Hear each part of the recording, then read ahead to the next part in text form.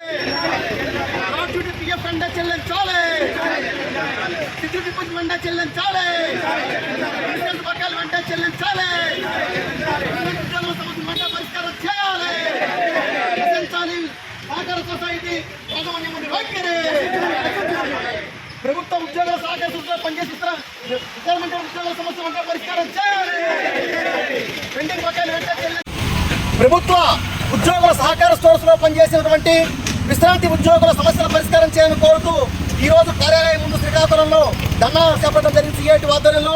ఎందుకంటే గత అనేక సంవత్సరాలుగా పనిచేసి రిటైర్మెంట్ అయినటువంటి ఉద్యోగుల సమస్యల్ని యాజమాన్యం పరిష్కారం చేయడం లేదు. రిటైర్మెంట్ అయిన వెంటనే గ్రాట్యుటీ పిఎఫ్ బకాయిలు చెల్లించాలి, కానీ నేటికి 5 సంవత్సరాలు 4 సంవత్సరాలు అవుతున్నప్పుడు కూడా నేటికి కూడా వాళ్ళ తనకు బకాయిలు చెల్లించలేదు.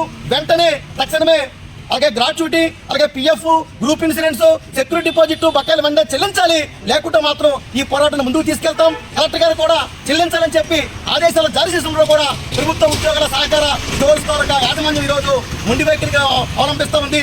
ఇప్పటికైనా సమస్య పరిష్కారం చేయకపోతే ఈ పోరాటాన్ని నిరాహార దీక్ష రూపంలో ఇతర రూపాల్లో దశల వారీగా ముందుకు తీసుకెళ్తామని చెప్పి హెచ్చరిస్తున్నాం. నా పేరు సి చమ్మన్నాయుడు, సిఐటియు జిల్లా అధ్యక్షుడు.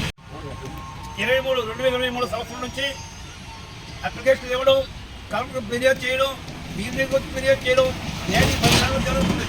కానీ ఇక్కడ మేనేజరు మేము మా అధికారులు అక్కడ సమాధానం వస్తే చెప్తాను, అందరూ నేను చేయను అని రికార్డు తారుమారు చేసి నాటకాలు ఆడుతున్నారు.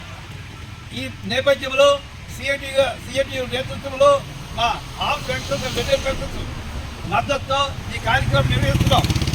ఇంకో 10 రోజుల్లో కానీ సమస్యలు పరిష్కరించకపోతే రిలేటివ్ అధ్యక్షులు కానీ ధర్నాలు కానీ ఈ కార్యనిర్వహణగా చేస్తామని మరొకసారి ఆ మేనేజ్మెంట్ తెలియజేస్తూ ఇంతటితో విరమిస్తున్నాను.